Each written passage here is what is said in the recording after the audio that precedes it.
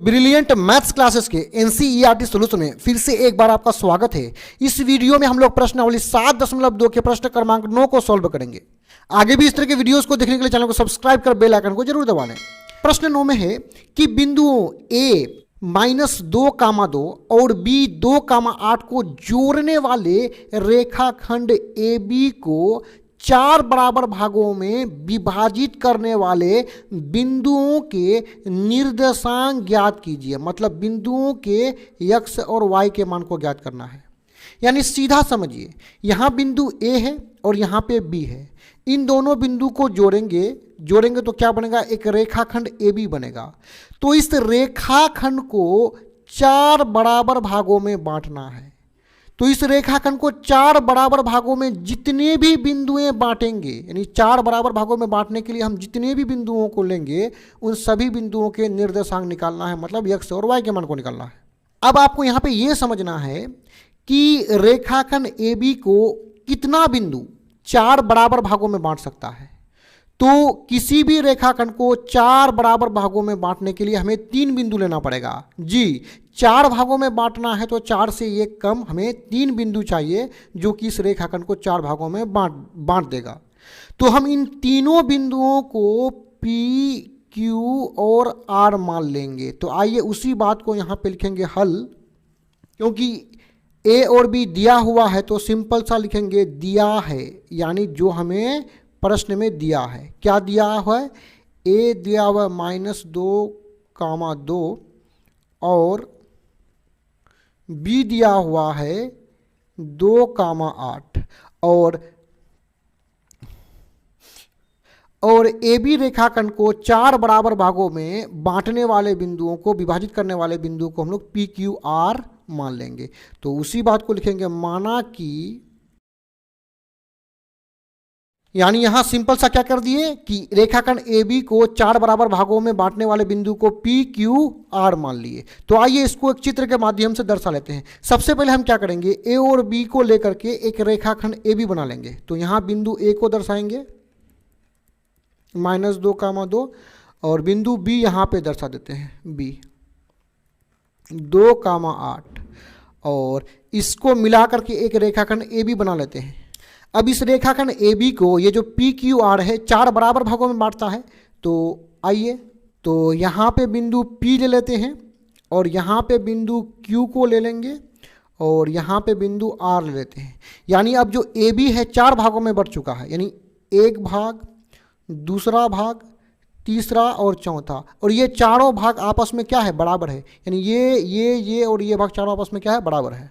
अब देखिए यहाँ पे जो हमें इस रेखाखंड में ये पहला बिंदु है तो इसका मान x1 हो जाएगा, ये x2 हो जाएगा। यानी सिंपल सा यहाँ पे x से 1 हो जाएगा -2, y 1 हो जाएगा 2।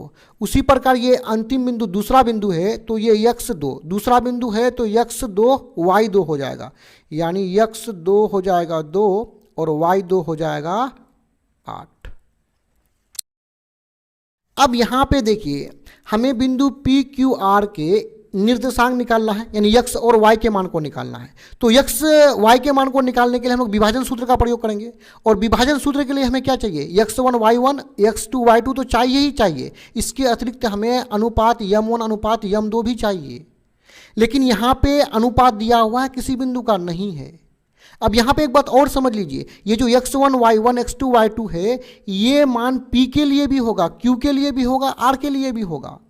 लेकिन जो अनुपात m1 अनुपात m2 है वो P के लिए अलग, Q के लिए अलग और R के लिए अलग होगा। तो आइए सबसे पहले बिंदु P के लिए जो अनुपात है उसको निकाल लेते हैं, उसके बाद इसके निर्देशांक x और y के मान को निकाल लेंगे।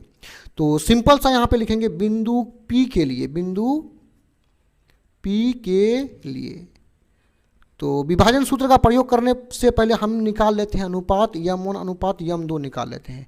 देखिए बिंदु P के लिए अनुपात क्या होगा इसको समझिए। बिंदु P में देखिए, बिंदु P से यहाँ शुरू वाला बिंदु तक आइए, कितना भाग है? ये एक भाग है तो यहाँ पे 1 लिखेंगे और बीच में क्या है? अनुपात।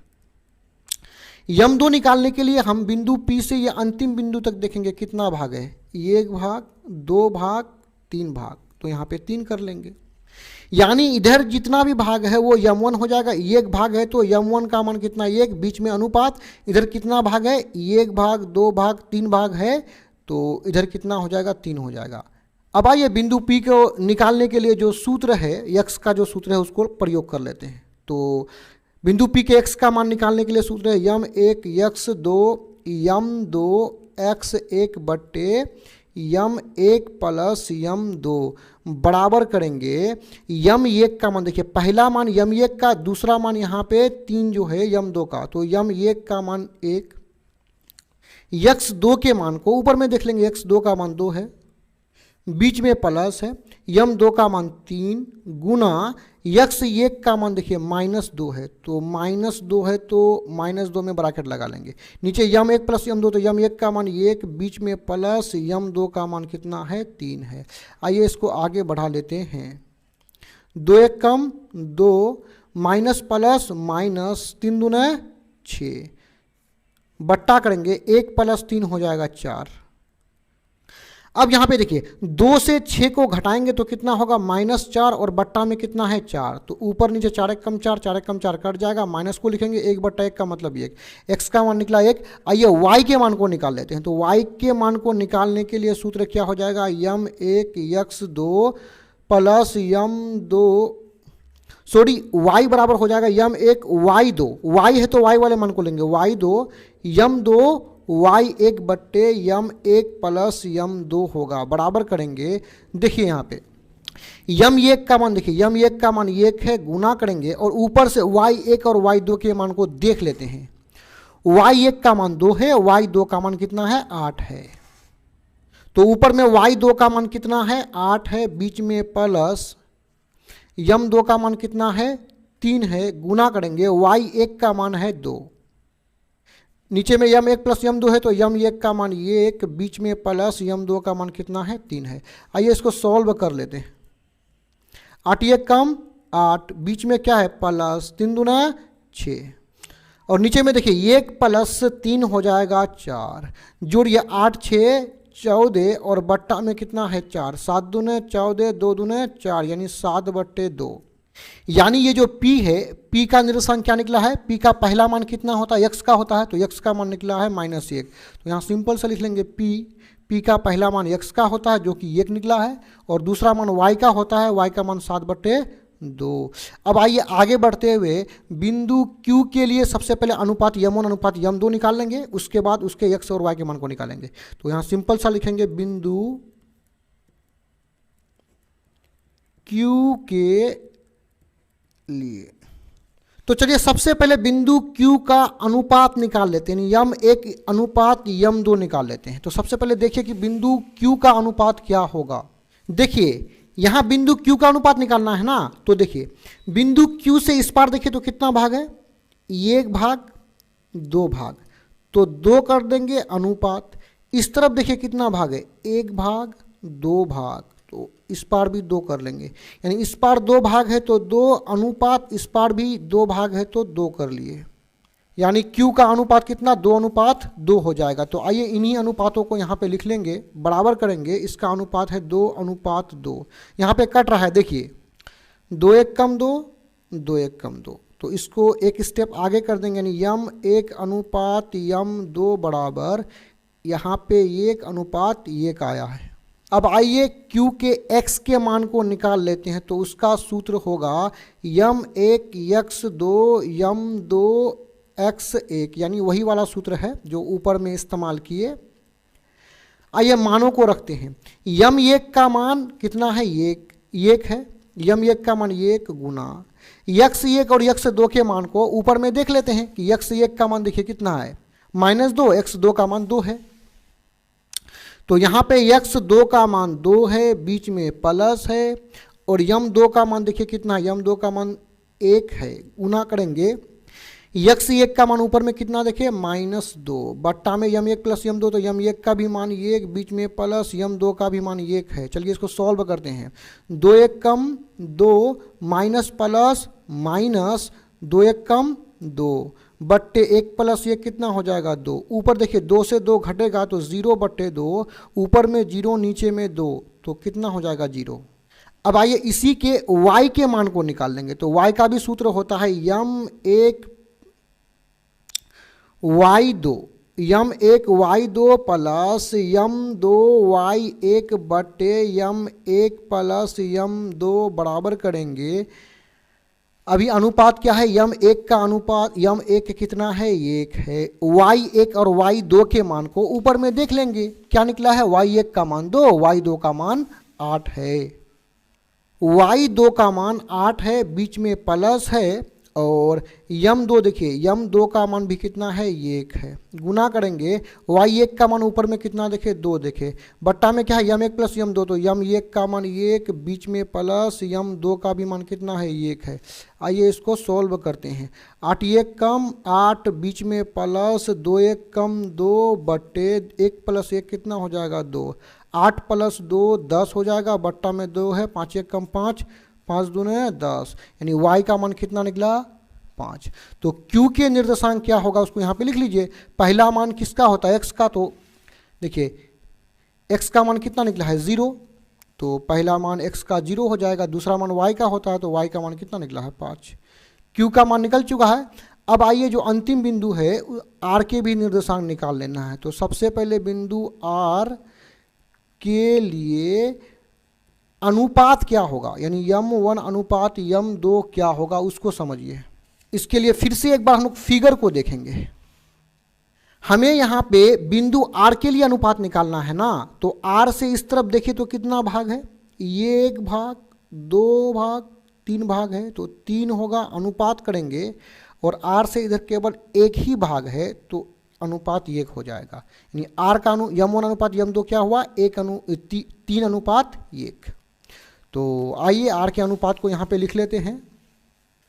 r का अनुपात अभी अभी क्या निकला, 3 अनुपात 1। तो r के x के मान को निकालने के लिए सूत्र का प्रयोग m1 x2 plus m2 x1 बट्टे m1 प्लस m2 बराबर करेंगे। देखिए m1 का मान कितना है, 3, गुना करेंगे। फिर से यहाँ पे क्या करेंगे, ऊपर से हम लोग x2 और x1 के मान को देख लेंगे। तो x2 का मान 2 है, x1 का मान कितना, -2 है। तो आइए यहाँ पे मानों को रख लेंगे। x2 का मान 2 है, बीच में प्लस m2 का मान कितना है, 1, गुना करेंगे। x1 का मान कितना है, -2 बट्टे क्या है, m1 प्लस m2, तो m1 का मान 3 है, बीच में प्लस m2 का मान 1 है। चलिए 3 दूने 6, प्लस माइनस माइनस, 2 1 कम 2, 4 प्लस 3 प्लस 1 कितना हो जाएगा, 4।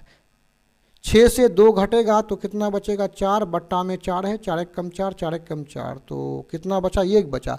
अब आइए y के मान को भी निकाल लेंगे। तो इसका सूत्र क्या हो जाएगा, m1 y2 plus m2 y1 बट्टे m1 प्लस m2 बराबर करेंगे। अब देखिए m1 का मान 3 है, गुना करेंगे, y1 और y2 के मान को फिर से ऊपर से देख लेंगे। तो ऊपर में y1 का मान 2 है, y2 का मान कितना है, 8 है। तो आइए इन मानों को यहाँ पे रख लेंगे। y2 का मान 8 है, बीच में प्लस है। m2 का मान देखिए, m2 का मान कितना, m2 का मान 1 है, तो 1 रख लेंगे, गुना y1 का मान ऊपर में अभी अभी कितना देखे, 2 देखे, बटे m1 प्लस m2, तो m1 का मान 3 प्लस m2 का मान 1 है।